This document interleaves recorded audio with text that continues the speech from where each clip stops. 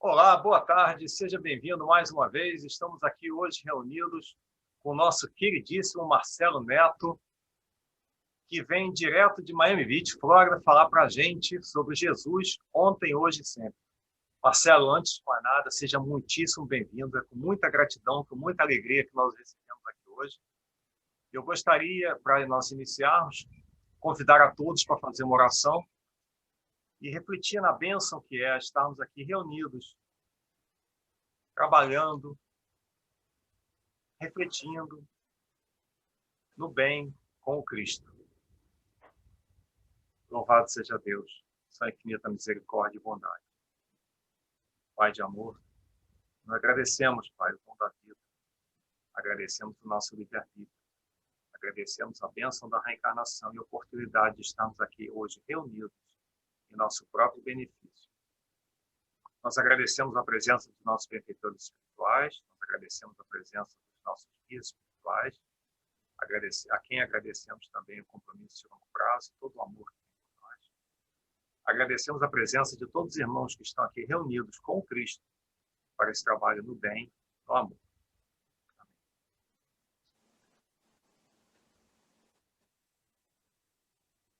Bom, Marcelo, mais uma vez, seja muitíssimo bem-vindo. É com muita alegria que nós recebemos você aqui hoje. Eu sei que você aí na Flórida faz parte, né, do Conscious Living Spiritist Group. E aí eu já vou pedir a você que, se você puder, faça uma breve reflexão do que é esse brasileiro que sai do Brasil e vai morar na Flórida. Nós já tivemos uma experiência com a Tereza, que comentou como é que foi a experiência dela, mas isso sempre ajuda a gente a compreender quais as dificuldades, né? Não só a dificuldade do idioma, mas a dificuldade de adaptação nesse aspecto também. E um passarinho me contou que você faz parte da Leal Publisher, aí nos Estados Unidos, que é um braço da Leal Editora, não é isso? Que é a editora que está associada ou pertence ao trabalho da Mansão do Caminho. Aí eu queria pedir para você como é que isso surgiu, como é que isso caiu assim nas suas mãos, e como é que é esse trabalho, né? E o que tipo de serviço é feito, né?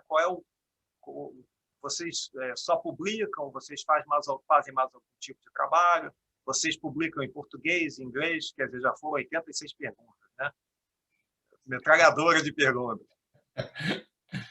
Ô Alexandre, muito obrigado pelo carinho e por todos do Swindon Spirit Society que nos fizeram um convite muito honroso para estarmos aqui nesta manhã para a gente e tarde para vocês. Sem dúvida, contando aqui a história de um brasileiro, como muitos brasileiros que foram expatriados e foram para outras terras, a minha talvez não seja muito diferente da de tantos outros, né? A minha formação é de engenharia. Cheguei aqui me radicando de forma definitiva em 1997. Eu sou natural do Rio de Janeiro, ninguém é perfeito. Então, a gente, uma brincadeira, lógico, é uma cidade muito bonita, né? Mas me radiquei aqui nos Estados Unidos em 1997 de forma definitiva.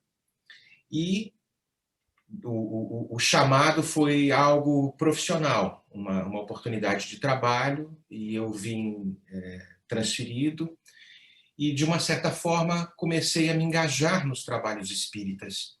E eu brinco muito com as pessoas, e numa determinada palestra cheguei a falar isso, numa casa muito querida aqui, um pouco ao norte de Miami, e fiz a pergunta para a plateia: quem de vocês saiu do Brasil? E o movimento aqui na Flórida é um movimento exuberante, né? Está crescendo. E perguntei: quem de vocês saiu do Brasil com a intenção de se engajar em movimento espírita, de se transformar num diretor de uma casa espírita, ou empreender algum tipo de tarefa à frente da divulgação nestas terras que nos abraçaram? E ninguém levantou a mão. Eu falei assim: eu também não vou levantar a mão. As nossas questões, quando saímos, talvez estivéssemos obedecendo a um plano que nos escapasse naquele momento. Mas a providência divina, a onisciência divina, que nos programou o espírito para uma glória diferenciada, vai nos relocando e vai nos mobilizando para outras partes do orbe, para que esta terceira revelação possa minimamente se enraizar nos seus devidos locais. Nós somos muito limitados, né, Alexandre? Todos nós, eu falo por mim, muito limitado, porque Jesus não conta realmente com estes espíritos perfeitos. Se nós fôssemos perfeitos, não estaríamos nem encarnados, né? Mas a providência vai fazendo esta movimentação. E aos poucos eu fui me engajando nas tarefas espíritas. Eu brincava com as pessoas falando o seguinte: em terra de cego, quem tem um olho é rei. Então, como éramos muito poucos trabalhadores naqueles primeiros anos, rapidamente nós nos engajávamos e as tarefas ficavam, como a gente diz na América, piling up, ou seja, foram aumentando, subindo, subindo. Não porque sejamos bons, mas porque há escassez de trabalhadores, entendeu? E aí aquilo começou a se avolumar e nos engajamos em uma série de trabalhos federativos, na parte de livros e por aí vai. Não foi diferente com relação à Leal Publisher. A Leal Publisher é um braço editorial ao Centro Espírita Caminho da Redenção, a Livraria Espírita Alvorada, que é o departamento editorial do Centro Espírita Caminho da Redenção.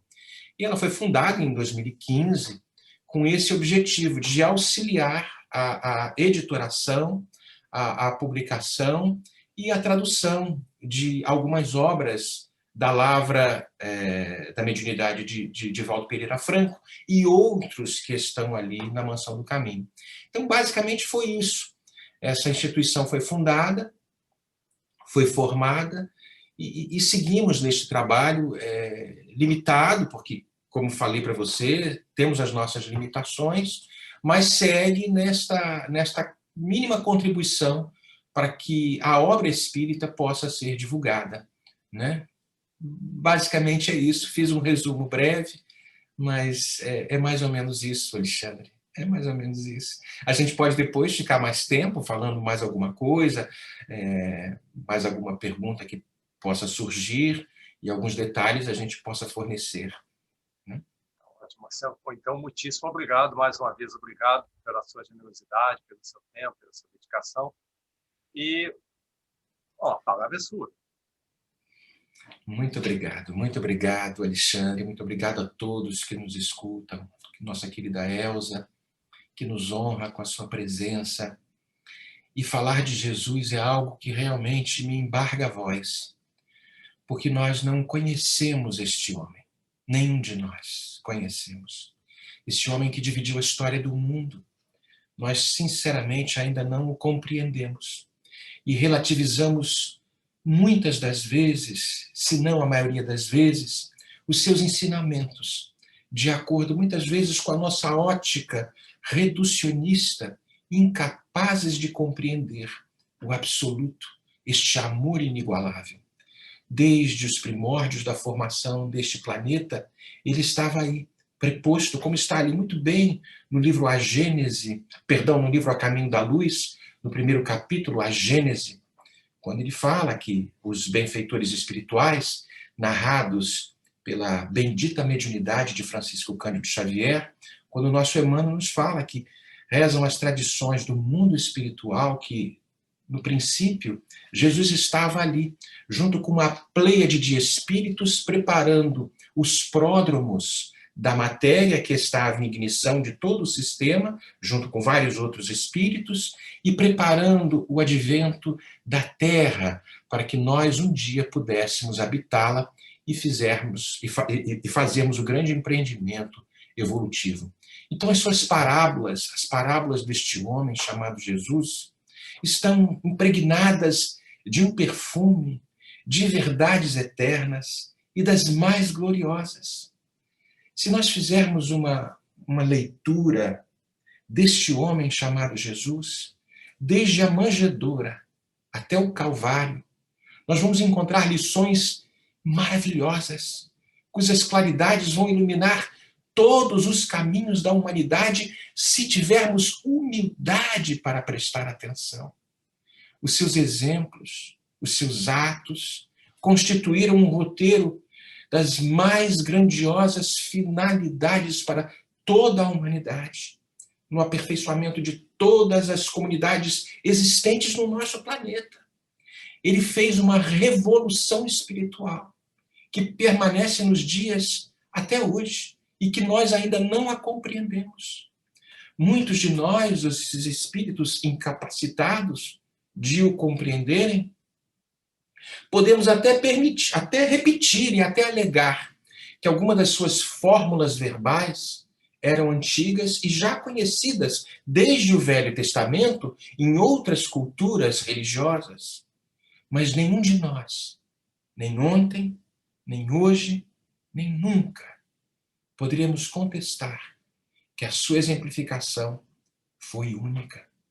Eu, às vezes, Alexandre, fico pensando sobre este espírito puro, que por amor não somente preparou, como eu tinha falado, e Emmanuel exemplifica isso de uma forma como ninguém, os pródromos da matéria que estavam ali nos primeiros minutos, se podemos falar desta forma, 4,5 bilhões de anos atrás. Este ser era um espírito puro. Então nós não conseguimos abarcar a sua grandeza, muitas vezes relativizando a sua magnanimidade com a nossa pequenez e o adaptamos à nossa forma ainda pequena de observar as coisas. Qual é a tendência que o ser humano faz? Diminui esta criatura e tenta adaptá-lo à sua própria realidade ainda muito aquém da perfeição. Bem-aventurados os puros de coração, pois estes verão a Deus. Ainda estamos longe desta pureza, que nos escapa, mas é um processo infinito e a misericórdia divina nunca nos faltará. Não é à toa que, num determinado momento, perguntado por um doutor da lei que está ali no Evangelho de Lucas, o que eu devo fazer para herdar a vida eterna? E ele traz: amarás ao teu Senhor Deus de todo o teu coração, de toda a tua alma, de todas as tuas forças, de todo o teu entendimento, e ao próximo como a ti mesmo. Isso é muito profundo e nós ainda não conseguimos imaginar o alcance disto tudo, porque o amor segue sendo sempre a solução, mesmo nestes dias atuais tão conturbados. Nos nossos grupos de estudo, meus queridos, vejo os americanos que chegam, e um americano muito querido, que se transformou num querido trabalhador da nossa casa. Ele é um engenheiro químico, foi engenheiro químico e agora é um dentista, não fala uma palavra de português. E nos seus primeiros dias nos perguntava: será que existe uma outra revelação? Porque vocês falam que o Espiritismo é a terceira revelação. Será que vai existir uma outra revelação para a humanidade? Eu falo: oh, meu querido John, nós não demos conta ainda de entendermos este ensinamento que o Cristo nos traz. Não vamos buscar outra coisa, porque nesta fala, nesta mensagem que ele trouxe a um dos doutores da lei, no Evangelho de Lucas, muito bem anunciado: amarás ao Senhor teu Deus de todo o teu coração, de toda a tua alma, de todas as tuas forças, de todo o teu entendimento, numa atitude de reverência profunda, entendendo que este Criador incriado, que é o Senhor do Universo, é misericórdia e amor em patamares inimagináveis para a criatura relativa que somos, e ao teu próximo, como a ti mesmo. E esta percepção, muitas vezes mal compreendida pela grande maioria de nós, pensando que amar ao próximo é passar a mão na cabeça, de maneira alguma. Amar ao próximo é como a mãe que educa um filho, dando limite, colocando as situações necessárias para que a criança ainda débil possa encontrar-se de acordo com uma proposta que exige disciplina íntima, para que possa crescer na direção do mais belo, do mais nobre.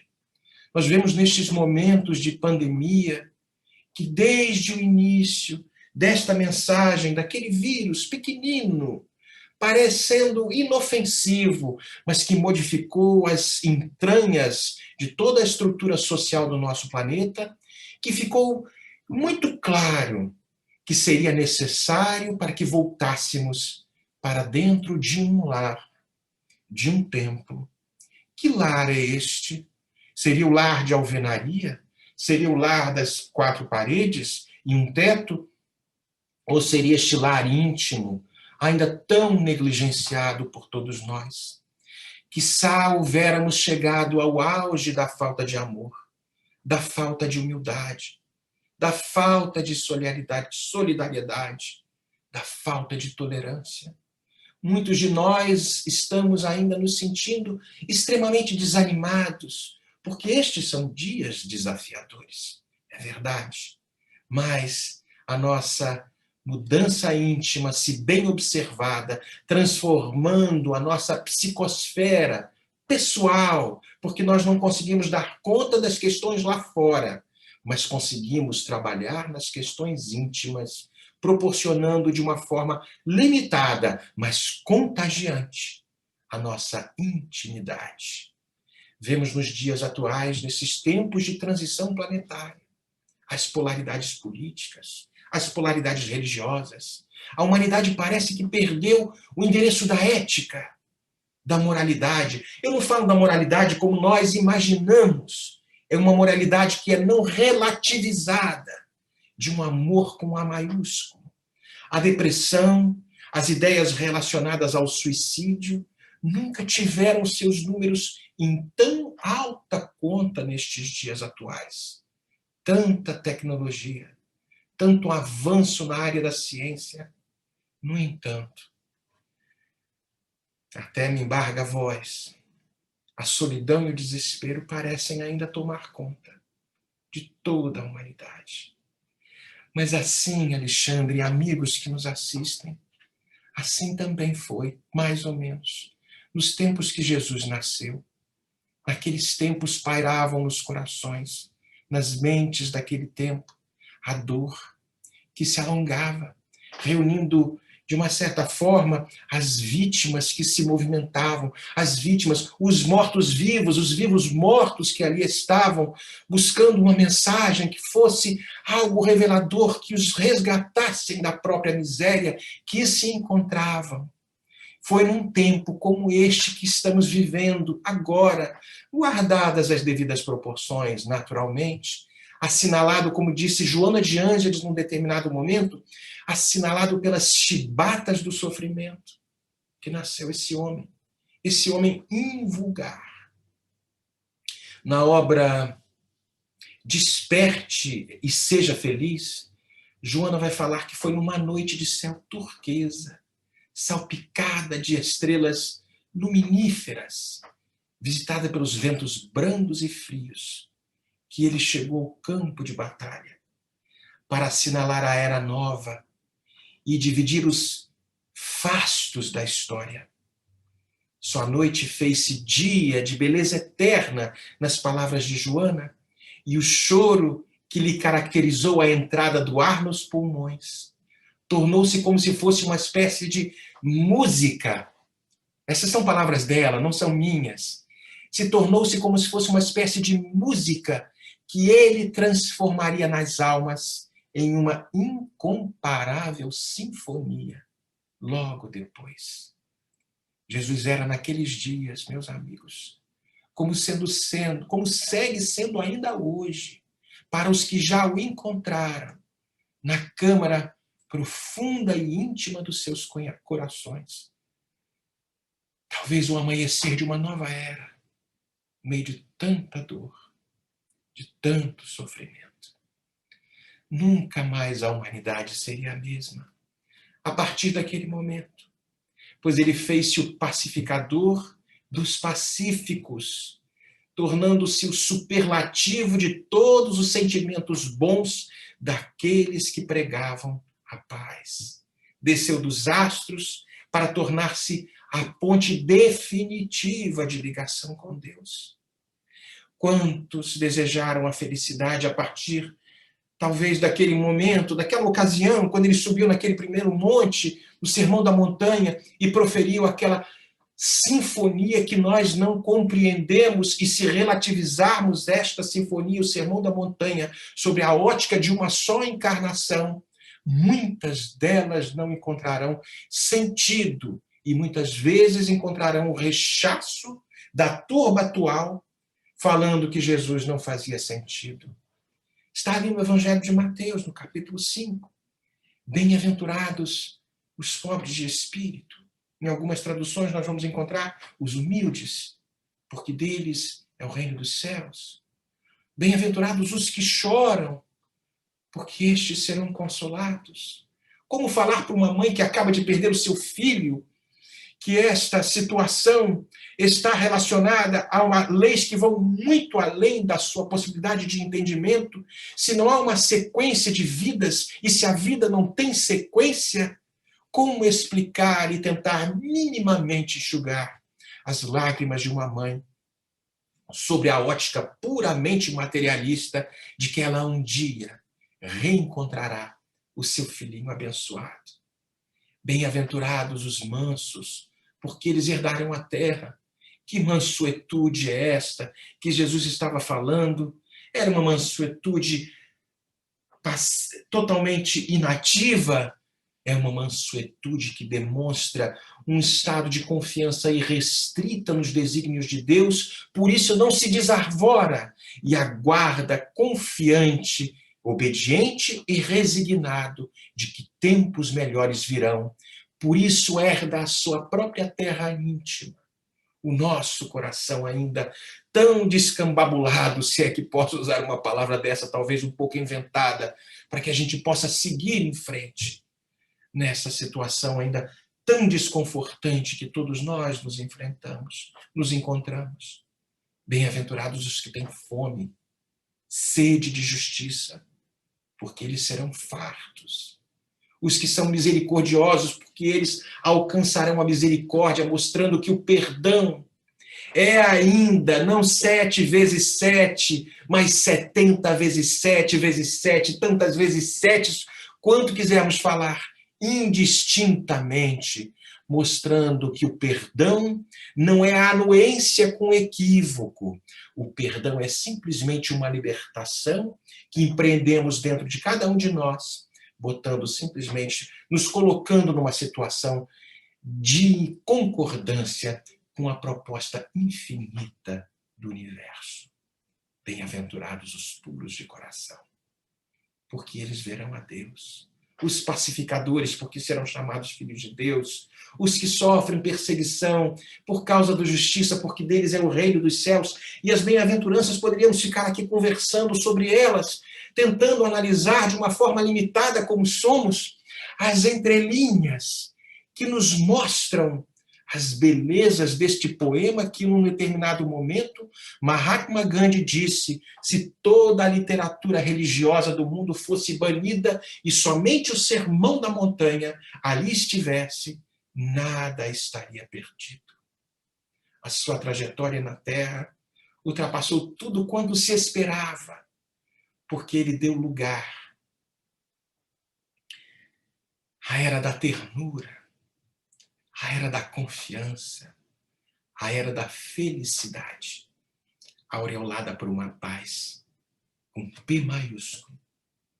E mesmo quando tudo parecia sem saída e sem solução, ele nos trouxe, na narrativa de João, o evangelista, no capítulo 16, no versículo 33, digo-vos estas coisas para que em mim vós tenhais paz. Neste mundo, vós tereis aflições, como estamos vendo nos dias atuais. Contudo, tenham bom ânimo, tenham alma, ânimo vem de alma, a etimologia da palavra nos traz, tenham boa alma, confiem, eu venci o mundo. Que mundo foi esse que Jesus tem vencido e segue nos dando os conselhos? É um mundo lá fora das corporações, das instituições ainda muito soberbas, ou é este mundo íntimo que precisa ser pacificado, reconquistado e reinserido numa nova ótica?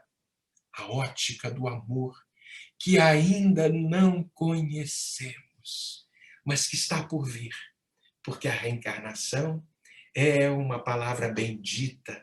E como está ali na pergunta 171 do Livro dos Espíritos, quando perguntado por Allan Kardec em que se baseia o dogma da reencarnação, vejamos que ele utiliza a palavra dogma, verdade inconteste, e ele vai nos falar, os bons espíritos nos trazem na bondade, na misericórdia divina, porque um pai verdadeiramente bom nunca fecha a porta para os filhos que verdadeiramente se arrependeram, nos dando outras chances, nos colocando a possibilidade da reencarnação como o título máximo da misericórdia.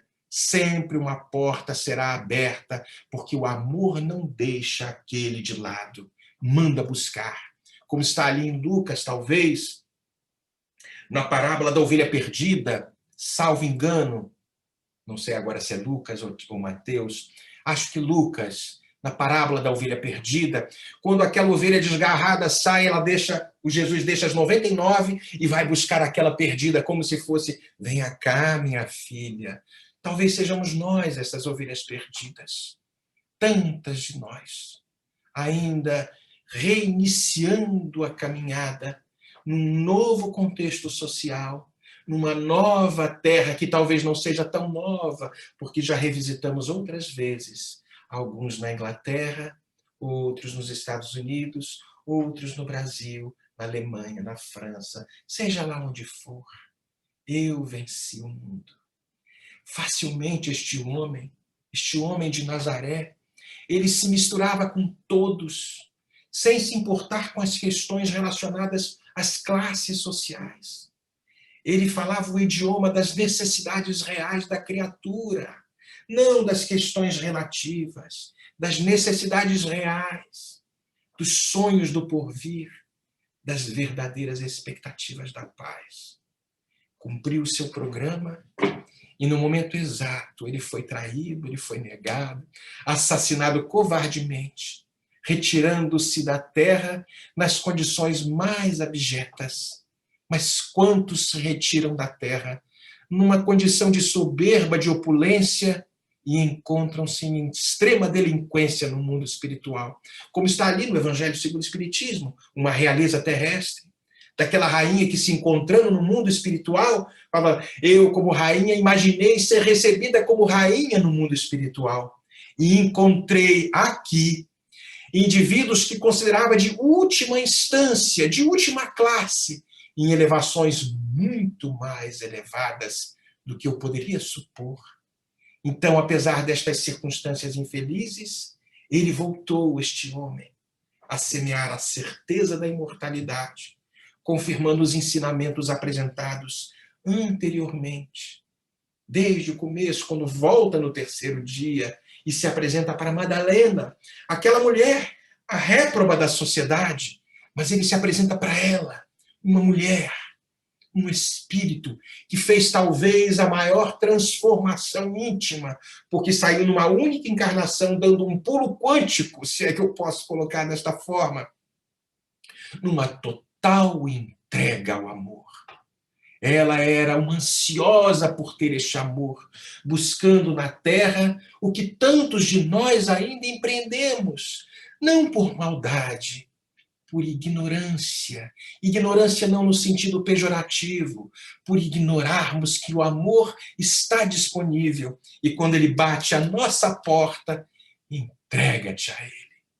Espírito íntegro, tornou-se um modelo e foi sempre o guia da humanidade, que deve ser seguido por todos nós.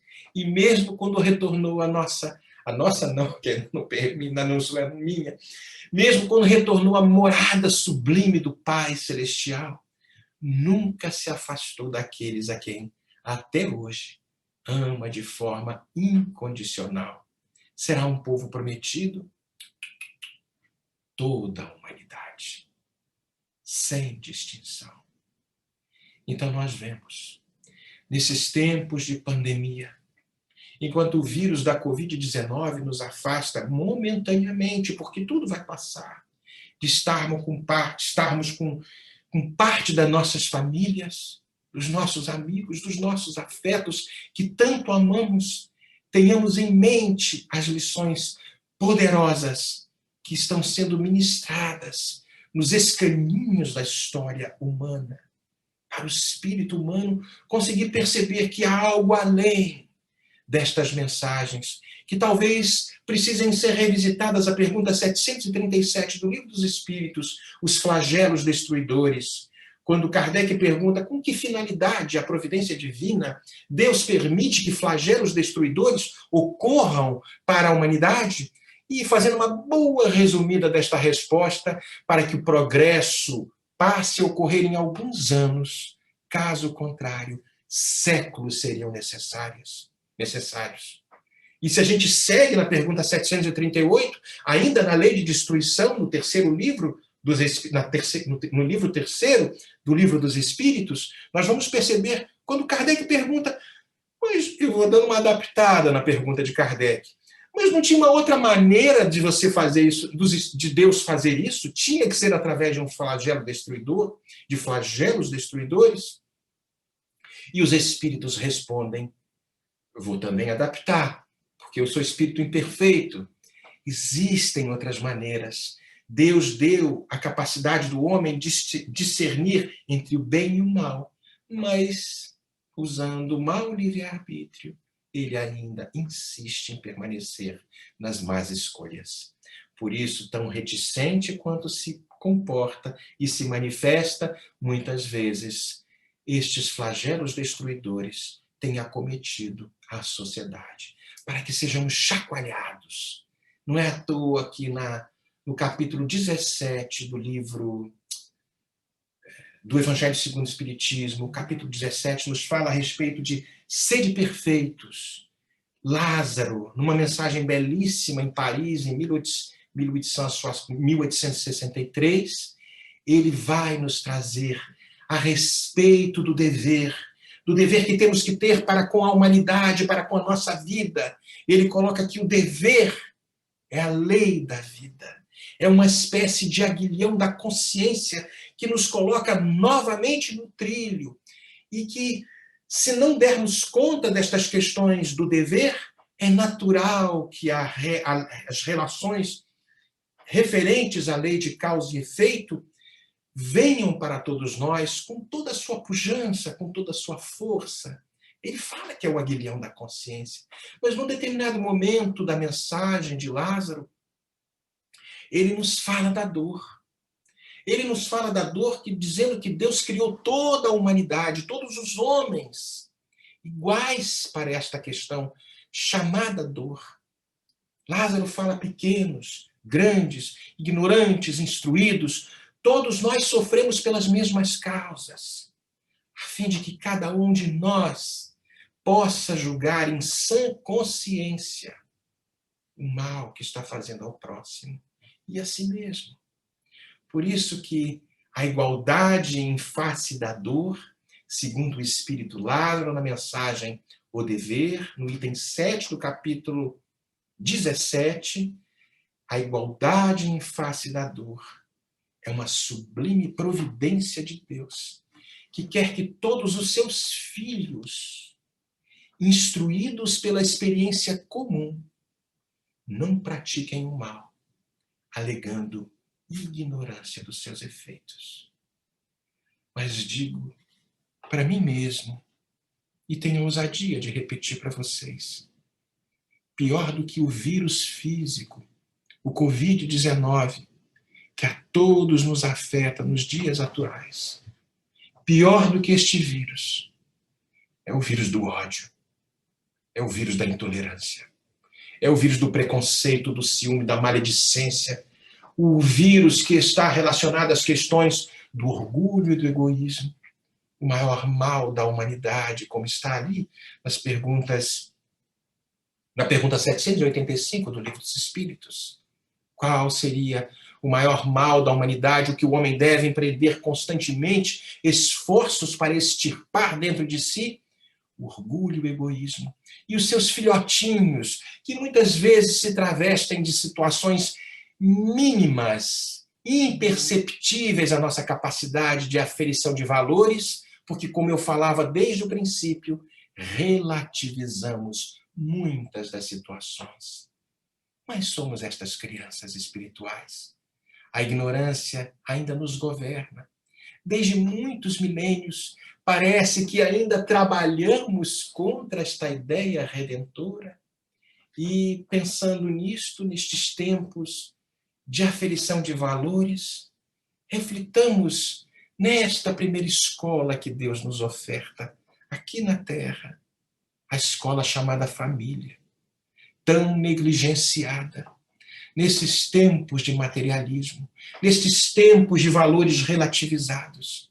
A família, porque estamos reunidos numa mesma célula, sei que estamos momentaneamente afastados, mas esta pequena célula que estamos aqui, não percamos os vínculos, e mesmo os filhos queridos, as filhas queridas, os amores que estão além terra, de outros lugares, mantenhamos os laços, porque esta família está reunida por sagrados propósitos que nos escapam à compreensão nos dias atuais. Muitas vezes, como sabemos, isto aqui eu estou, como é que a gente fala? Ensinando o padre a rezar a missa. Então, nós já sabemos que nos reunimos nestas células para que os ajustes possam ocorrer de forma satisfatória. Talvez tenha sido por isso que aquele jovem príncipe da paz, em seus primeiros anos, numa carpintaria humilde, junto a seu pai José, nos trouxe a lição da família, dedicando os primeiros anos na terra àquela célula escola que a todos devemos dedicação, que a todos devemos respeito. Qual seria para a sociedade o resultado do relaxamento dos laços de família?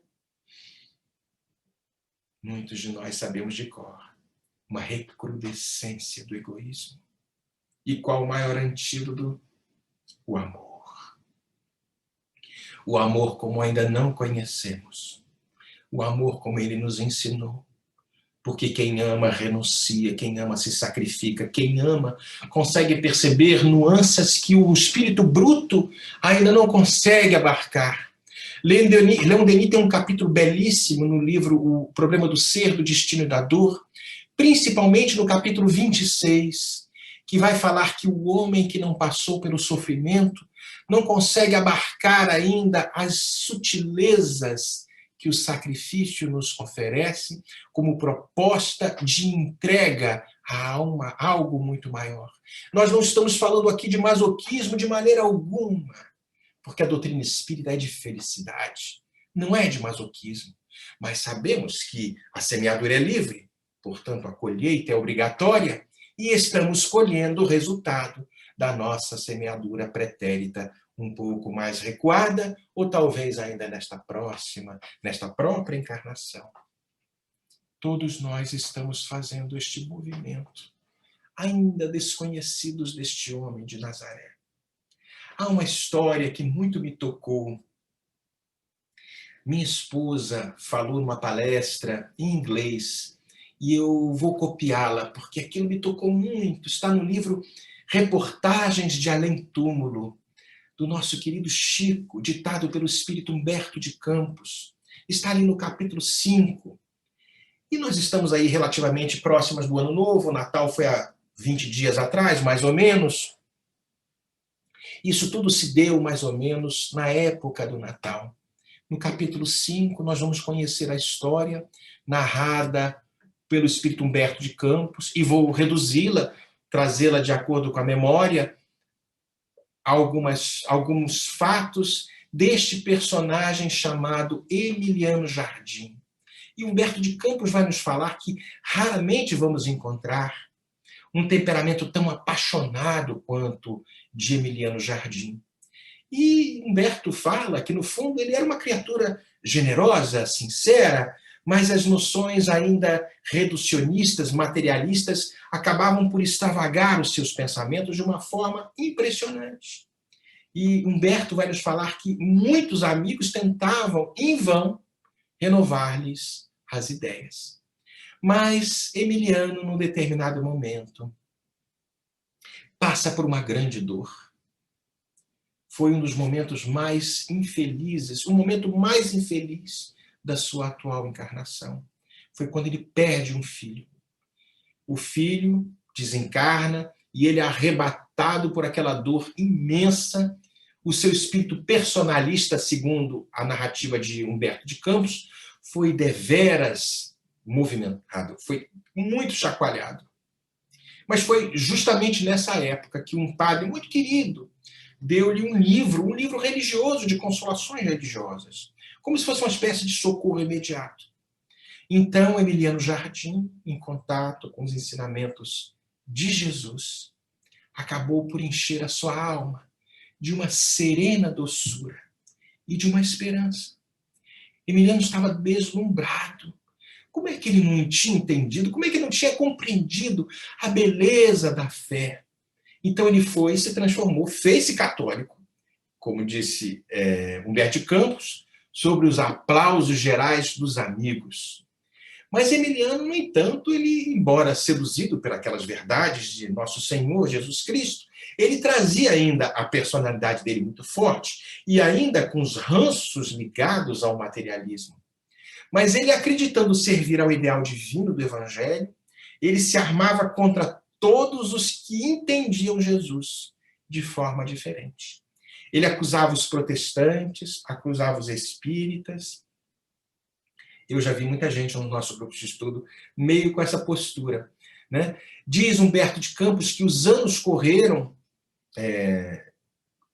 de uma forma tranquila, mas ele ainda com aquela personalidade dele muito reticente, mas acabou desgastado pelas desilusões de todo homem que vai procurar a felicidade longe de uma redenção de si mesmo, e insatisfeito com o catolicismo, o nosso amigo Emiliano Jardim acaba se convertendo ao protestantismo. Entretanto, por mais que se esforçassem os companheiros de Emiliano, ele não conseguia realizar uma visão interna de Jesus como se fosse um irmão, um amigo divino de todos os instantes, e não só daqueles momentos da igreja, da missa, da Eucaristia, seja lá o que for, o contexto religioso. Jesus, para ele, ainda não era aquele amigo íntimo, que ele aplicava os seus ensinamentos de forma excelsa. Então ele tornou-se, nas palavras de Humberto de Campos, religiosamente agressivo e rude. Como a gente pode se tornar religiosamente agressivo e rude? Atacando aos outros. Ele esquecera todos os bens que a Igreja Católica lhe proporcionara, assim como as lições valiosas dentro do próprio protestantismo. Alguns amigos menos vigilantes acabavam felicitando ele naquelas coisas. Isso mesmo, você tem que falar o que você pensa, isso mesmo, bate forte.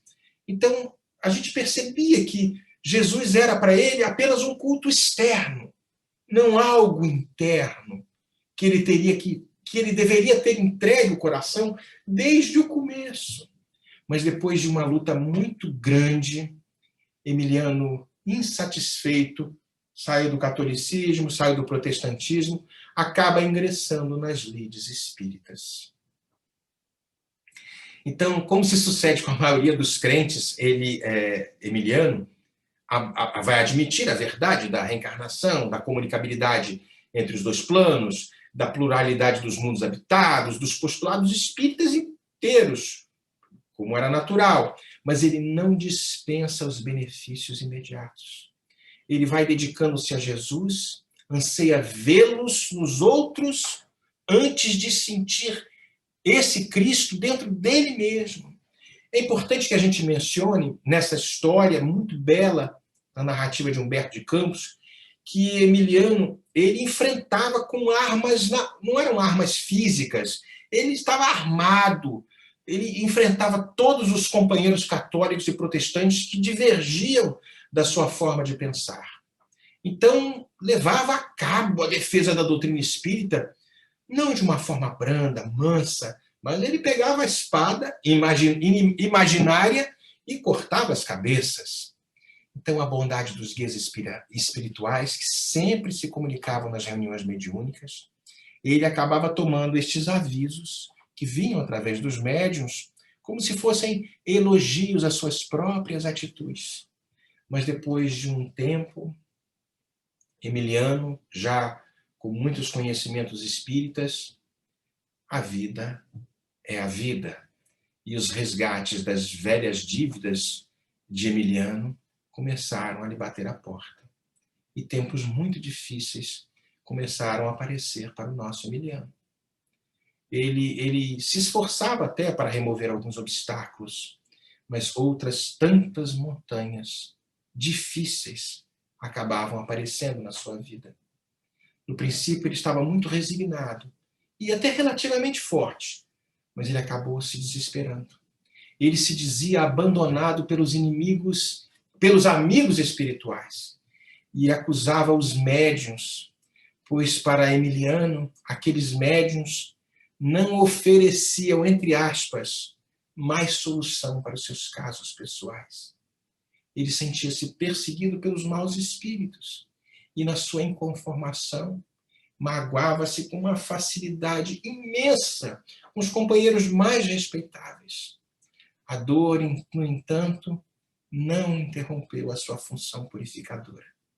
E depois de uma enfermidade muito penosa, a sua mãezinha havia partido para o mundo espiritual em condições muito amargas. Não passou muito tempo e a esposa, perturbada nas suas faculdades mentais, durante 3 anos, acabou seguindo o mesmo caminho.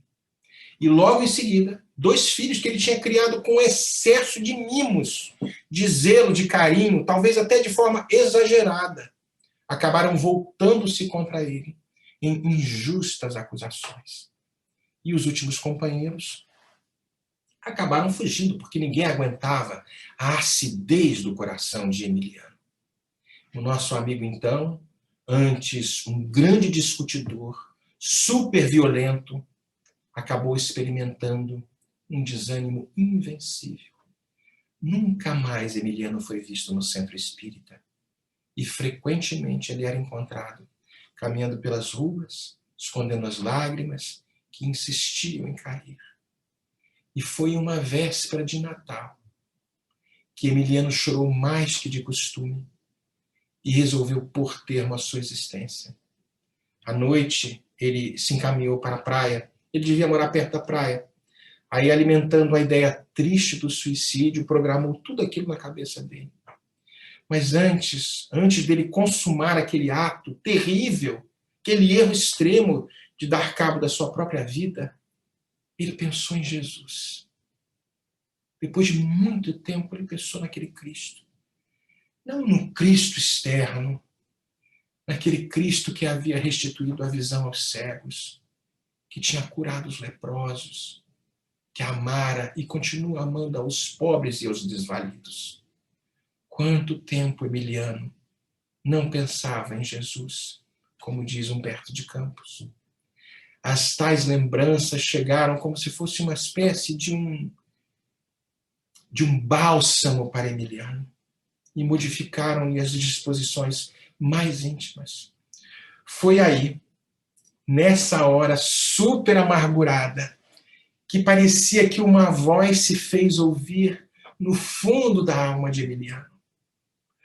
Ele fica impressionado. Emiliano, há quanto tempo eu buscava te encontrar, mas sempre me chamavas através dos outros, sem jamais procurar-me em ti mesmo. Dá-me a tua dor, Emiliano. Reclina a tua cabeça cansada sobre o meu coração.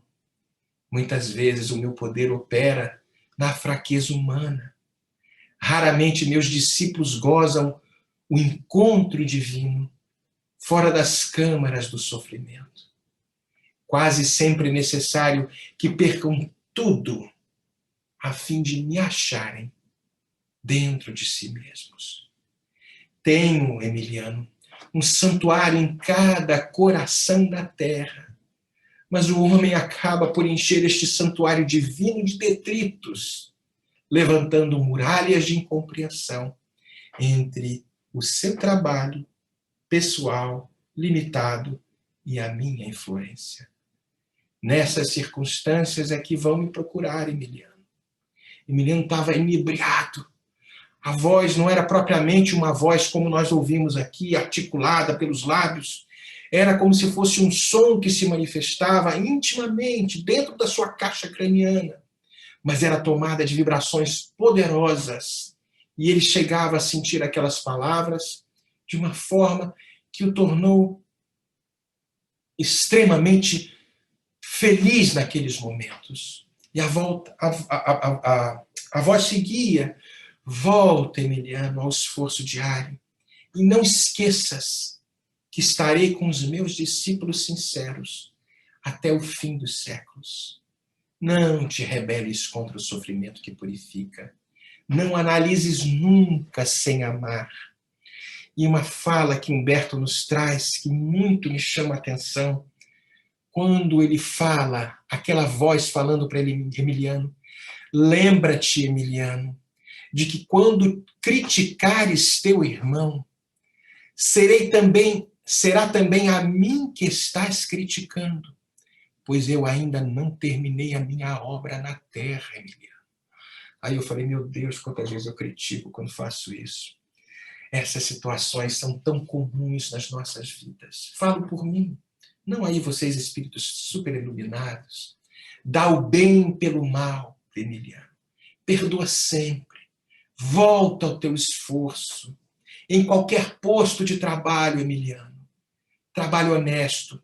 Poderás ouvir a minha voz, desde que me procures no teu coração. Emiliano Jardim. Senti que as lágrimas agora não eram mais de sofrimento. Eram de júbilo e reconhecimento. E segundo Humberto de Campos, Emiliano conhecia de longos anos o Salvador. Quem sabe quantas encarnações, em postos religiosos, em cargos de mando, em conhecendo aquela mensagem do Evangelho. Conhecia de longos anos o Salvador. Mas só agora Emiliano encontrava o Mestre na manjedoura do seu próprio coração. Nós não sabemos, meus queridos, o que nos aguarda no futuro. Estes dias me emociono porque nenhum de nós tem bola de cristal nessa brincadeira que nós fazemos.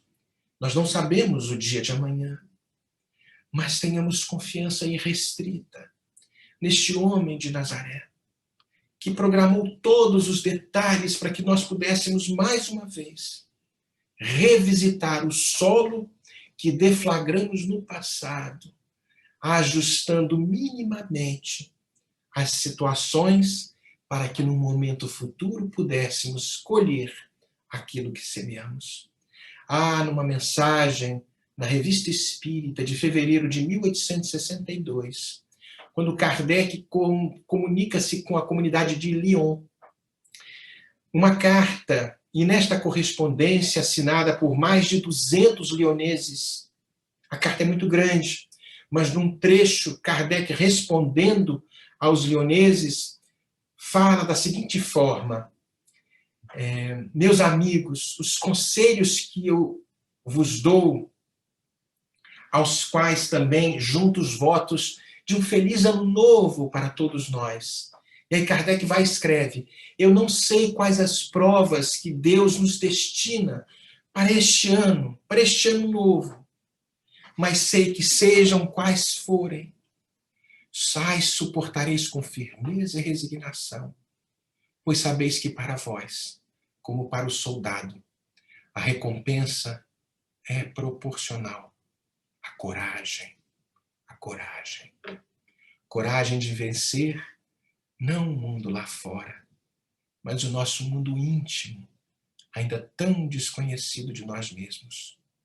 E é por isso que cada espírito é um mundo onde o Cristo deve nascer. Seria uma loucura, uma imaturidade da nossa parte esperar a reforma do mundo sem termos o homem reformado. E é por isso que eu sempre repito, e gosto de repetir, nas nossas falas. Falo para mim. Falo para mim. Naquela primeira epístola que Paulo envia à comunidade de Corinto, aquela regiãozinha lá na Grécia, falando da necessidade do amor, da necessidade da caridade. A carta, redigida em grego, falava de o ágape, esse amor que se movimenta, esse amor que é benevolente, que é indulgente e que perdoa constantemente, como está na pergunta 886 do Livro dos Espíritos. É um amor que vai muito além desta amorosidade que talvez sintamos pelos afetos. É um amor que é paciente, que é brando, que é benfazejo, que não é invejoso, não é temerário, não é precipitado, não se enche de orgulho, não é desdenhoso, não cuida dos seus interesses, não se agasta, não se azeda com coisa alguma, não suspeita mal, não se rejubila com a injustiça, mas se rejubila com a verdade. Porque este amor, esta caridade que ainda não conhecemos, tudo suporta, tudo crê, tudo espera, tudo sofre.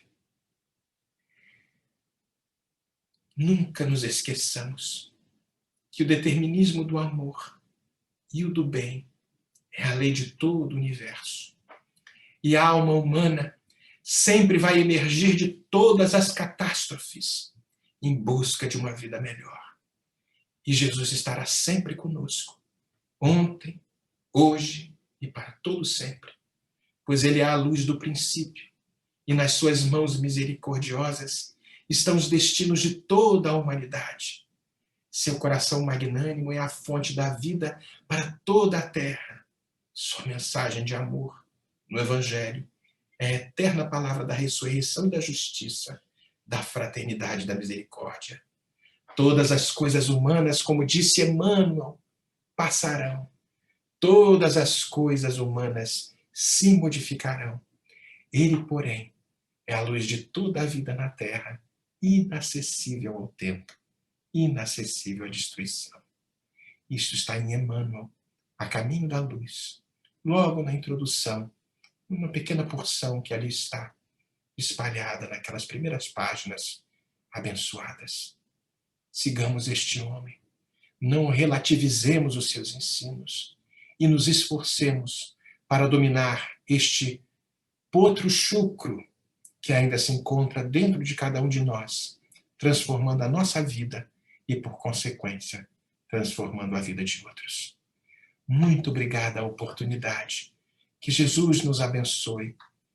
Muita paz a esta terra abençoada, a Inglaterra, o Reino Unido, e sigamos com ele, com Jesus.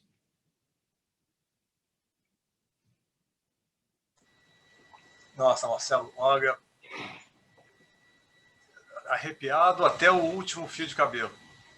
Muito, muito pertinente, muito consistente. E eu só anotei 38 questões aqui que eu tenho para fazer, perguntas para fazer só. Mas eu vou deixar primeiro, antes de perguntar, de passar a palavra para quem está participando aqui no Zoom, eu vou pedir para a Dani ver se tem alguma mensagem, algum comentário no Facebook. Não tem nenhuma pergunta, mas só agradecimentos. E eu gostaria só de mencionar que temos irmãos e irmãs de São Paulo, de Guatemala, Rio Grande do Sul, Rio de Janeiro, aqui de UK, Alemanha, Texas, nos acompanhando hoje. Então, todos agradecendo com muito carinho. Muito obrigado, Daniela. Muito obrigado. Tem a pergunta aqui da Elza, posso colocar? Eu acho que a Elza pode fazer a pergunta. Quer fazer, Elza? Não? Tá bom. Você lê? Leio. Uhum.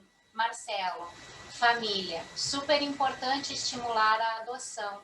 Ajudar as Serizinhos a terem uma família como Jesus nos estimula. Como encorajar famílias, pessoas a adotarem esse gesto lindo pelo amor em renúncia e caridade? Como? Você tem alguma dica? Nós tentamos, muito boa essa pergunta, excelente, Elza. Isso, sem dúvida, é um movimento íntimo que deve ser iniciado por cada um de nós. quando esse sentimento de família começa a ser despertado, principalmente pelas considerações que acabamos de trazer de uma forma muito reduzida, mostrando que os laços de família, eles não estão circunscritos aos elos biológicos, mas esta família que se ensaia para o grande voo da família universal, começa por esta pequena movimentação. E aí talvez, na sensibilização, e eu sei que é desafiadora, sem dúvida, talvez algumas pessoas mais capacitadas poderiam responder quais seriam as melhores dicas, os melhores conselhos para aqueles que hesitam na adoção. Mas eu diria que percebam isso, saiamos do nosso mundo íntimo, que muitas vezes ele se torna extremamente egoísta e egocentrista. Egoísta e egocentrista são a mesma palavra, muito orgulhoso e muito egoísta, né? E vamos perceber na necessidade do próximo, talvez a nossa própria necessidade. Existe um movimento, eu tenho acompanhado isso nas notícias, de que as adoções estão acontecendo com maior intensidade pelos movimentos online. Eu não sei se vocês já ouviram isso, porque na impossibilidade de estarmos... eu me expliquei mal. O número de adoções tem aumentado nestas entrevistas online que ocorrem entre a Junta da Infância e os departamentos que falam da infância e da juventude no Brasil, fazendo as entrevistas com os pais que desejam esse processo de adoção. Me parece que no Brasil, e eu não tenho conhecimento como ocorre lá fora, em alguns outros lugares, tenho conhecimento daqui, que talvez seja uma coisa muito técnica, que esse sentimento começa a ganhar uma certa expressão, Elza. E mais casos de adoção estão ocorrendo, como nunca antes.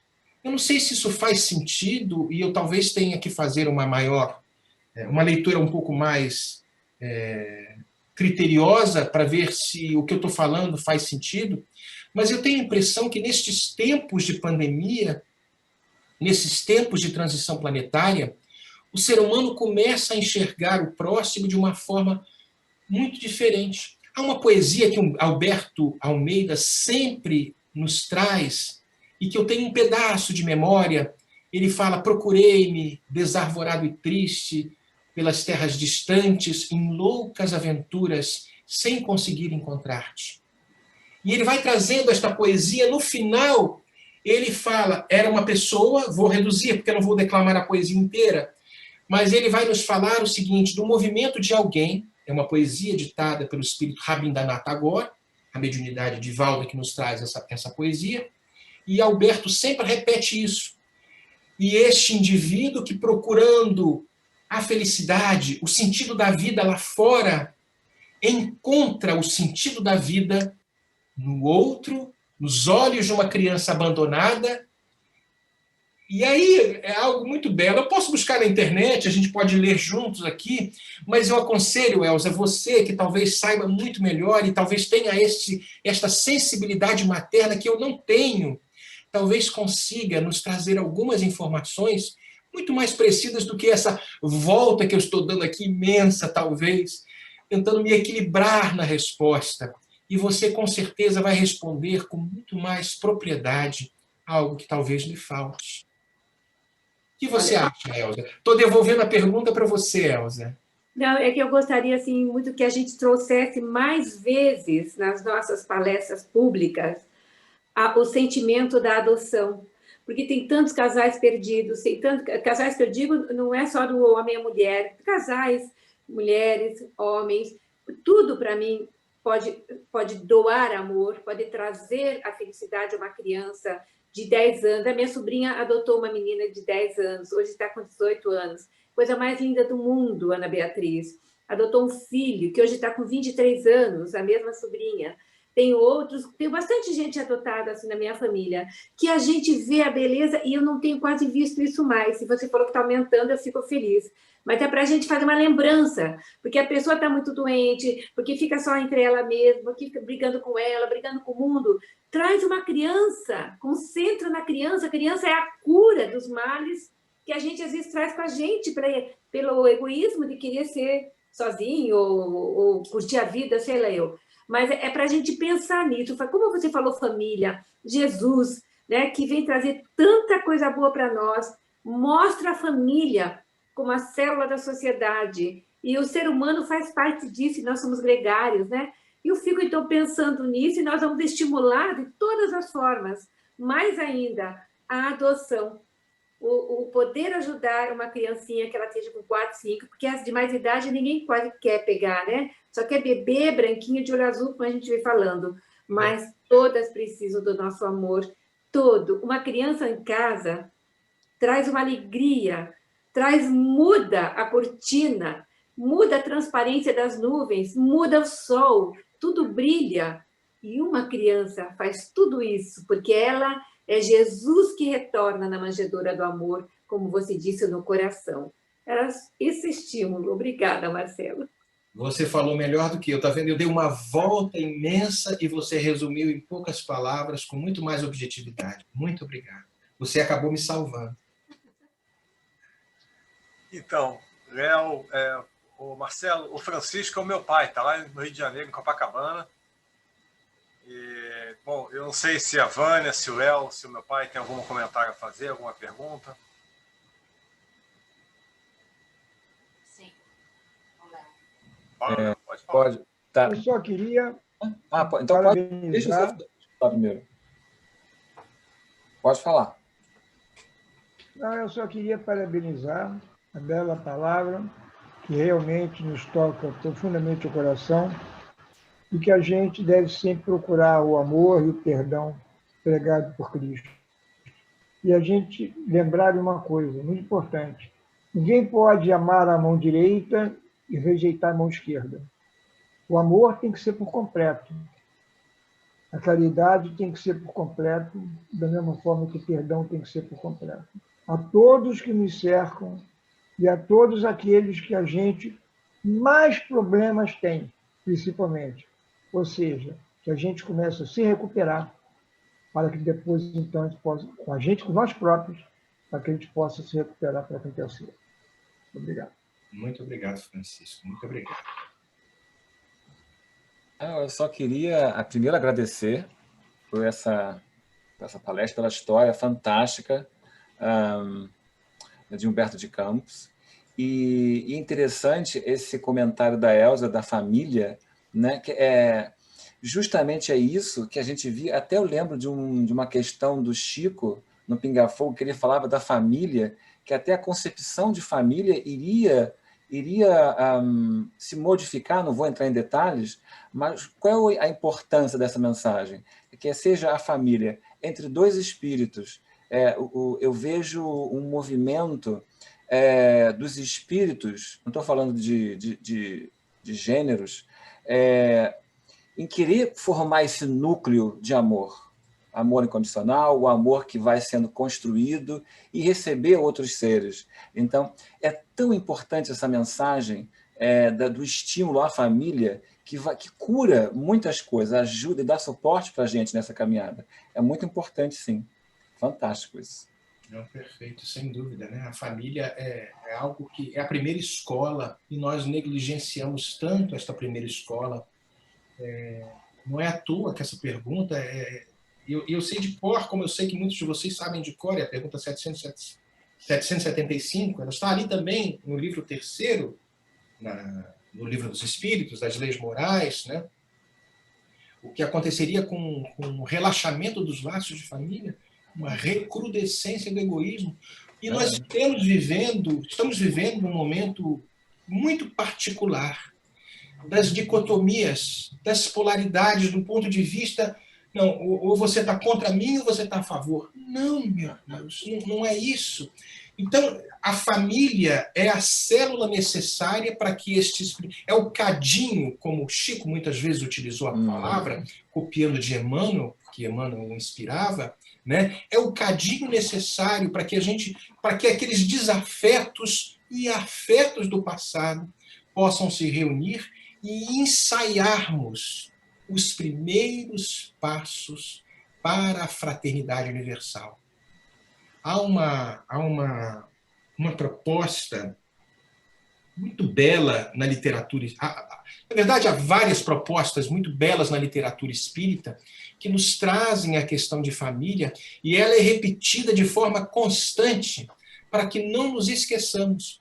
Eu vejo muitas vezes algumas pessoas querendo salvar o mundo. Eu vou tirar a fome da África, a fome do Brasil, a fome da Índia. Muito nobre, e lógico que devem ocorrer estes movimentos, mas iniciemos nestes primeiros passos ousados, talvez na maior dificuldade que exista, e iniciarmos um trabalho de paz dentro da célula que se chama família.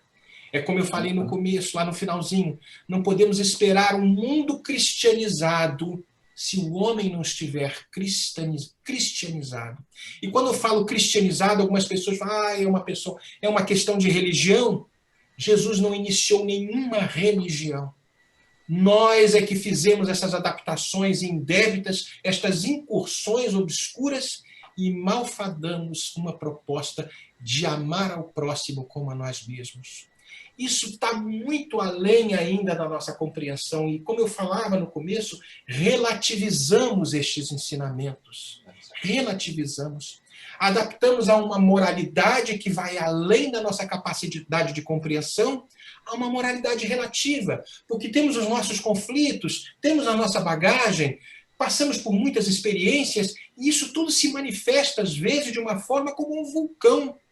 E estas manifestações ainda não refletem o que seremos no futuro. Quando, naquela bem-aventurança, bem-aventurados os puros de coração, e talvez pudéssemos fazer uma revisitação nas primeiras questões do Livro dos Espíritos, na questão de número 13, quando Kardec pergunta a respeito dos atributos da divindade, que ele coloca que é onisciente, soberanamente bom e justo, onisciente, supremamente bom. Como pode algo que não é nem um ser? Filosoficamente, Deus não é um ser, porque um ser teve um início. Nós, aqui, de uma forma ainda pobre e limitada, colocamos ele como se fosse um ser. Tanto é que Kardec pergunta o que é Deus. Ele não coloca quem é Deus na primeira pergunta. Mas aí nós limitamos este Criador, esta causa primeira de todas as coisas, à nossa realidade ainda extremamente frágil.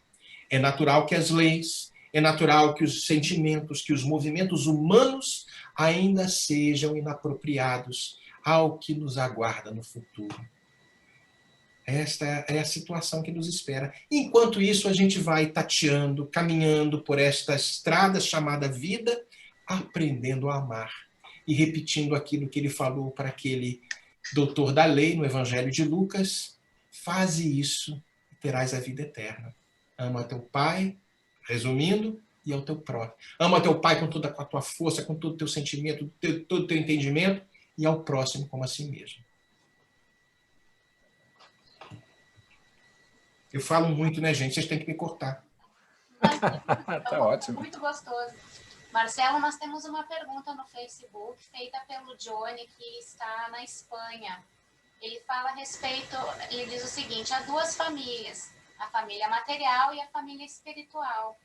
A espiritual acho que fica mais fácil, mas como lidar com a material quando às vezes não gostamos ou não gostam de nós? Aí há uma proposta muito interessante que nos escapa se não tivermos a visão reencarnacionista. Sem dúvida, quando o Espírito amigo nos fala no Evangelho segundo o Espiritismo a respeito da paciência, ele nos traz A dor é uma bênção que Deus envia aos seus eleitos. Não vos aflijais, pois quando sofrerdes, mas ao contrário, bendizei ao Deus Todo-Poderoso, que vos marcou na terra pela dor, para a glória no céu. Sede pacientes. E a mensagem vai nos trazendo que esta paciência exercitada é como se fossem esses mil nadas, essas agulhadas que vão ocorrendo. Muitas vezes fomos nós aqueles que deflagramos a grande discórdia na célula chamada família em vidas anteriores e reingressamos num contexto que foi resultado da nossa semeadura no passado para aprendermos a palavra caridade como era entendida por Jesus. Benevolência para com todos. Não é só para com a Elza, para com o Leonardo, Francisco, o Alexandre, todos que estão aqui. Benevolência para com todos. Indulgência para com as imperfeições alheias, porque temos muitas imperfeições. E perdão das ofensas. Eu sei que é fácil falar. Eu não estou falando que eu sou um mestre nisso. Estou aquém ainda desta proposta. Mas sei que existe um roteiro para a criatura humana que tem a proposta da reencarnação como algo bendito. Pergunta 132 do Livro dos Espíritos. Qual é a finalidade da encarnação? Não reencarnação. Progresso da criatura. Porque quando ela se afasta da lei de Deus, ela não encontra a felicidade. Se a gente pula para a pergunta 171, ele fala em que se baseia o dogma da reencarnação. O Pai bondoso nunca fecha uma porta para alguém que verdadeiramente se arrependeu. Eu ousaria dizer, meu querido amigo espanhol, da Espanha, brasileiro da Espanha, quédate tranquilo. Eu diria para você, aí está o seu grande desafio. Talvez você encontre estes desafetos. É verdade. Muitas famílias vivenciam esta situação. Mas seja você que perdoa. Seja você que entenda, seja você que desculpe tantas vezes quanto necessário. Não estou falando para que tenhamos anuência com o equívoco, de maneira alguma, mas seja você que dá o primeiro passo. Tenho certeza, se a tua atitude modificar-se, lá na frente, talvez, algo possa acontecer. Se não nesta vida, numa futura. Porque a semente que você estará jogando nesta célula ainda controversa de afetos familiares que ainda não se ajustam nessa família material, se a semente que você está jogando ainda parece que não germinou, nenhuma das sementes relacionadas ao amor se perdem. Se a gente voltar para a parábola do semeador, existem aqueles 4 tipos de solo. O primeiro, solo compactado, onde as sementes do evangelho caíram e compactados, os passarinhos vieram e comeram. O segundo, com pouca terra, aquelas pedrinhas, a semente cai, brota rapidamente, mas o sol seca, porque não tem muita raiz para que eles pudessem correr ali. Depois tem uma outra com o quê? Com as sarças, com os arbustos. Ela cresce, já tem alguma terra. E num determinado momento ela vai e acaba. E a outra, que é a terra fértil, as sementes do evangelho vão caindo ali e aquilo produzem 30, 60, 100. Por que eu estou falando a parábola do semeador? Seja você aquele que semeia bondade, desculpa, benevolência. A colheita será do Cristo. Um dia, estas sementes que você jogou neste solo aparentemente árido, cáustico, compactado, elas germinarão, porque existe algo que aí a gente pode visitar na obra de Leon Denis, que fala: a dor cava ousadamente nas profundezas da consciência o que o trabalhador hesitante e inábil ainda não consegue encontrar. Esta dor vai desobstruindo os recessos, vai modelando os contornos, elimina e destrói o que era inútil ou ruim, do mármore frio e informe, que somos todos nós, sem a beleza da estátua que seremos, um dia vamos encontrar essa estátua lapidada, desbastada, porque bem-aventurados serão estes puros de coração. Nada mais me afeta. Um dia a gente vai falar isso, porque dentro de cada um de nós é só beleza, é só perdão, é só caridade. Lá fora pode estar, Johnny, a maior tempestade. Aqui dentro A paz começou a ser construída dentro de você.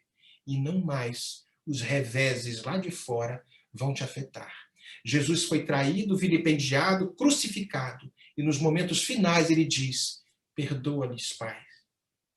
Ainda não sabem o que fazem. Não sabem o que fazem. São crianças espirituais. Dê você o primeiro movimento, o primeiro passo. E eu te falávamos da palestra, da coragem. Seja você aquele corajoso, não de vencer aos seus pais, aos seus familiares, de vencer-se. Volto a falar. Não é fácil. É muito fácil para eu falar, mas eu tenho certeza que você consegue, como eu e todos nós conseguiremos um dia. A perseverança vai, sem dúvida, proporcionar um momento diferenciado e a gente vai dar um salto num determinado momento, porque a dor é uma bênção que Deus envia aos seus eleitos, como está na mensagem. Eleitos no sentido de que já está preparado para aguentar o rojão e dar a volta por cima. Como disse a música, levanta, sacode a poeira, dá a volta por cima.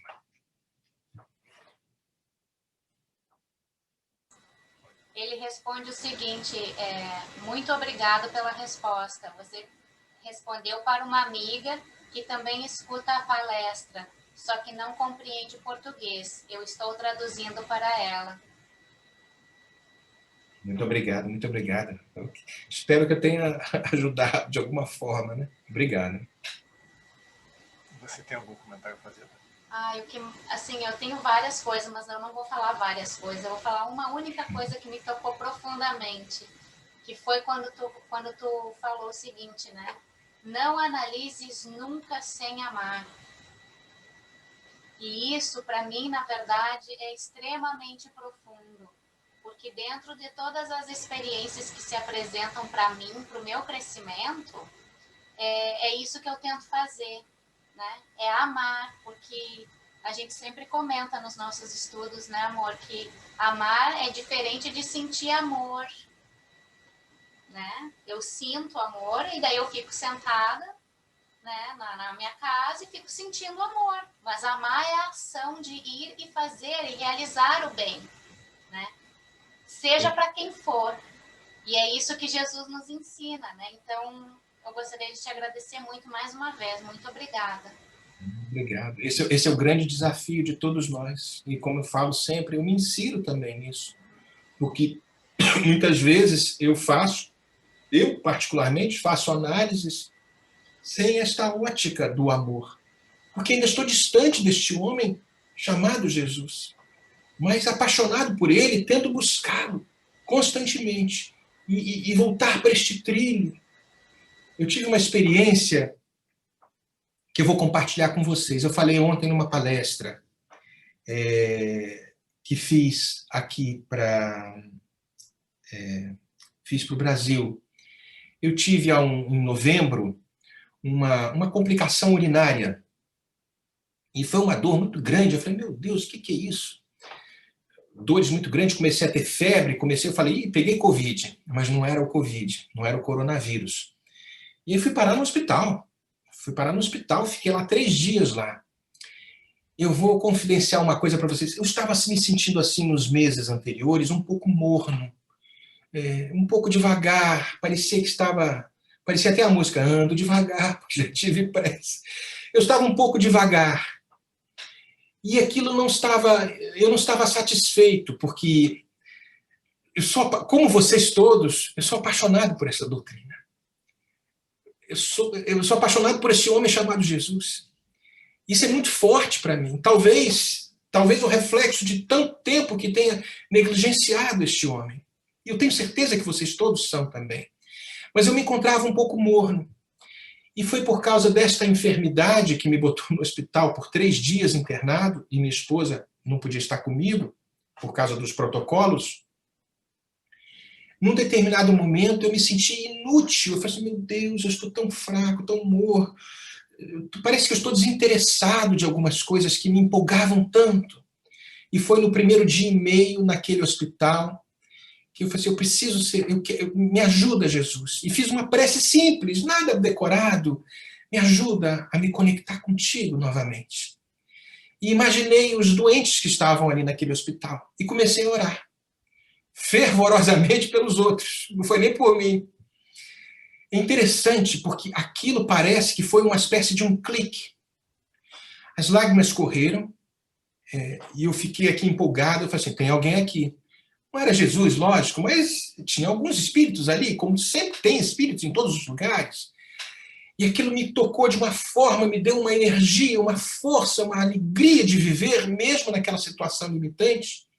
E eu passei a orar constantemente por todos que estavam ali, falando, pouco eu posso contribuir.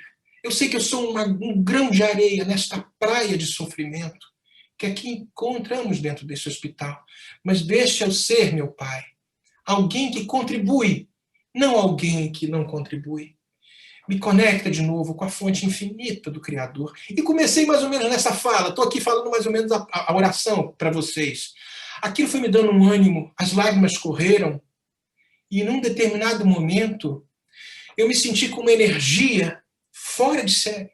Passaram-se os 3 dias, Andréa me buscou no hospital, passou com um carro, me pegou ali debaixo da marquise e eu fui para casa. Estava um dia muito bonito.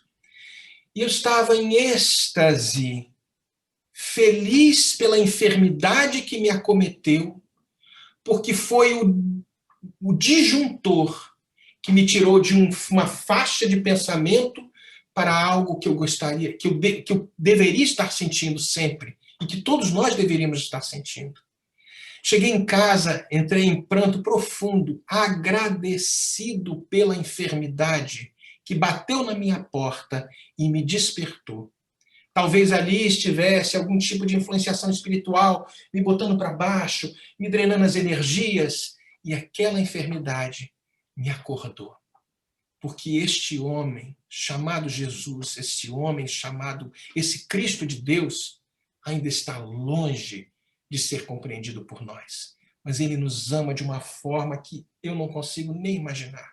Algumas pessoas falam, Marcelo, você só faz palestra de evangelho. Eu gosto de fazer palestras de temas científicos, mas a minha praia é mais essa, porque ela é a minha paixão. Como eu sei que é a paixão de vocês.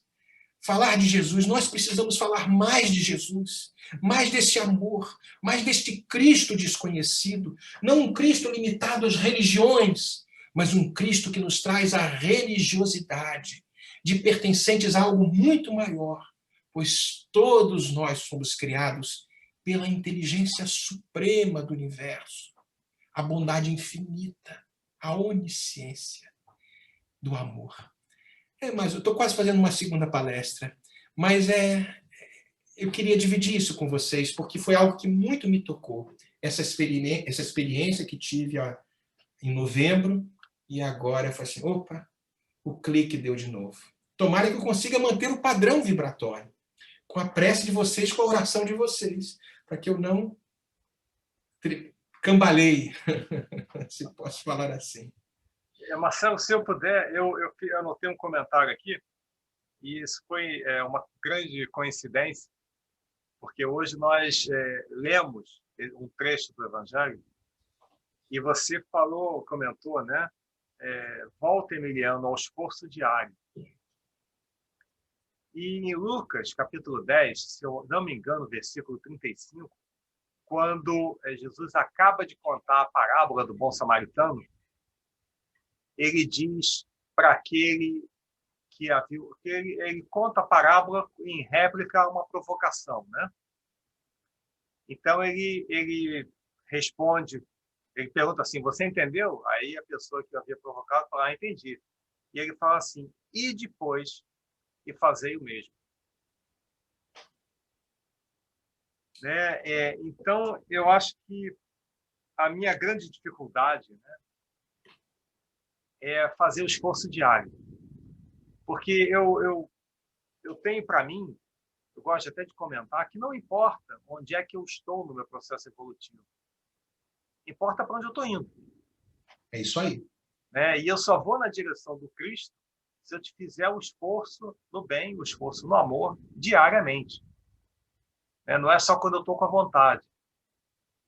É aquela como você estava conversando, né? Às vezes eu não quero perdoar, porque eu ainda me comprazo nas minhas dificuldades, nas minhas paixões. Mas esse é o desafio, né? Esse é o desafio, a gente se entregar plenamente, sem restrições, àquele que se entregou por nós. E que há 4,5 bilhões de anos, como você citou, trabalha para nós, por nós. Isso é muito amor.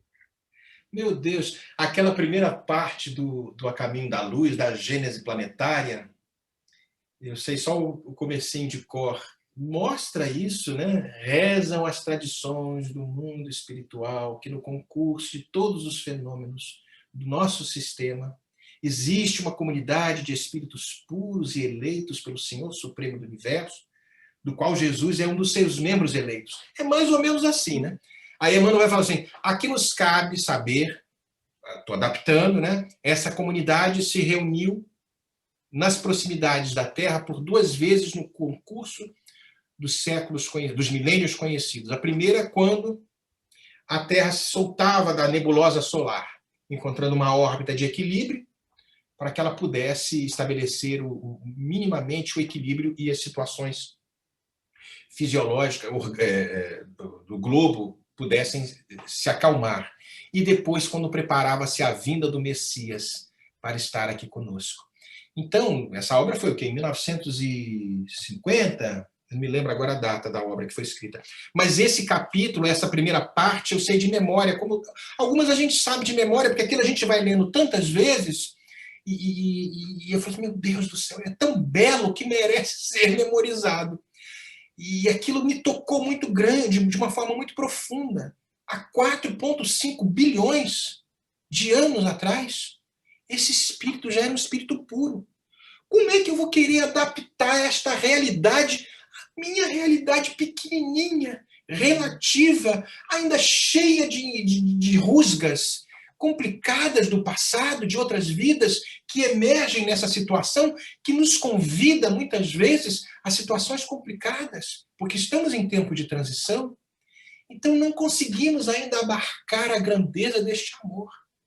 Uma das passagens que mais me agrada é a passagem do homem de bem, também ali no capítulo 17, Sede Perfeitos. Ele coloca que o verdadeiro homem de bem é aquele que pratica a lei de justiça, de amor e de caridade na sua maior pureza.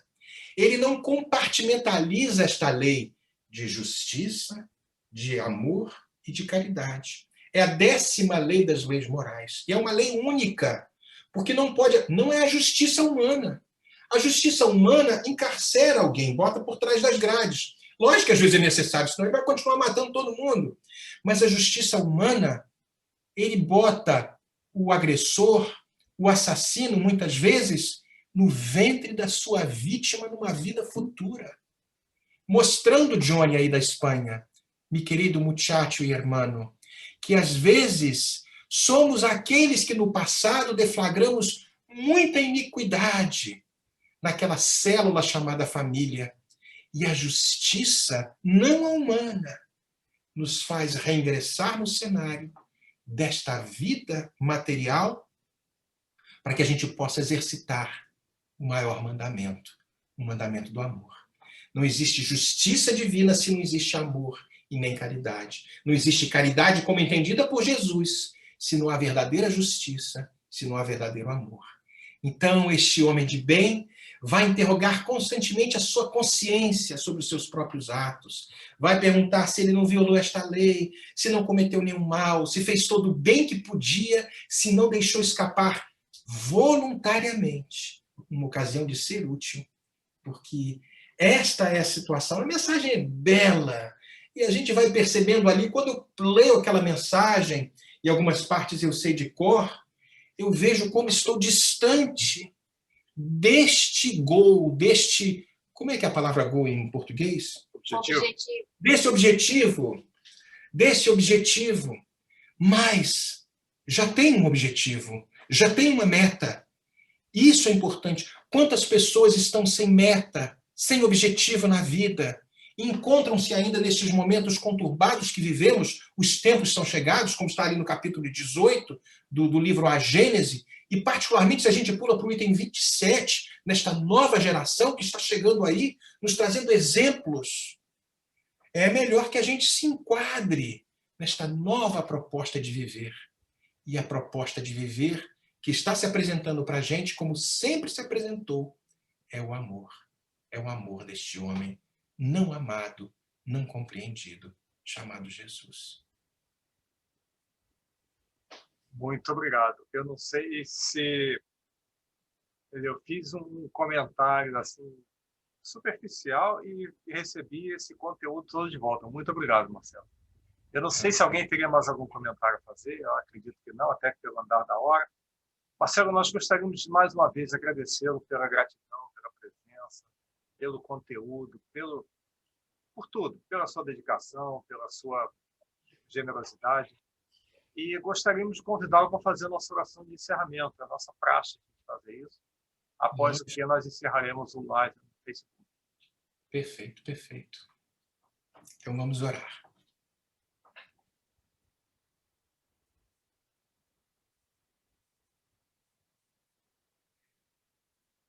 Senhor Jesus, abençoado amigo de nossas vidas, aqui nos encontramos, Senhor, nestes momentos finais desta reunião virtual. Encontramos-nos reunidos em Teu nome, Senhor, te agradecendo a possibilidade e a oportunidade da tecnologia que uniu os corações de outras terras. Sabemos, Senhor, da nossa imensa distância do Seu amor infinito, mas sabemos, Senhor, que o Senhor nos resgata desde os tempos imemoriais para iniciarmos a grande jornada na direção da redenção, da paz, da harmonia. São tempos conturbados, Senhor. É verdade, nós sabemos. Muitas vezes cambaleamos na nossa própria sombra, não percebendo que Tu acenas para cada um de nós com a mensagem do Evangelho redivivo, que nos traz a proposta do renascimento tantas vezes quanto necessárias para que nos encaixemos nos pródromos mais felizes que estão aí por vir. Auxilia-nos, Senhor, na nossa imensa fragilidade. Levanta-nos, Senhor, tantas vezes quanto forem necessários, para que possamos um dia, no câmbio verdadeiro da posição, de eternos assistidos pela providência, para aqueles que Te assistem em plano mais elevado, pois Tu nos disse, num determinado momento, que nenhum de nós, nenhuma de Suas ovelhas seriam esquecidas. Traz, Senhor, nestes momentos finais, mais uma vez a consciência de que só através do amor, o amor não entendido e não vivenciado por cada um de nós, este amor, só através dele, é que iremos ser felizes e construiremos um mundo de paz. É em Teu nome, Senhor, em nome destes bons amigos espirituais que dirigem os trabalhos das casas que se uniram a cada um de nós, que pedimos humildemente a permissão para terminarmos a nossa reunião, a nossa querida conversa a respeito de Ti, Senhor. Muito obrigado e que assim seja.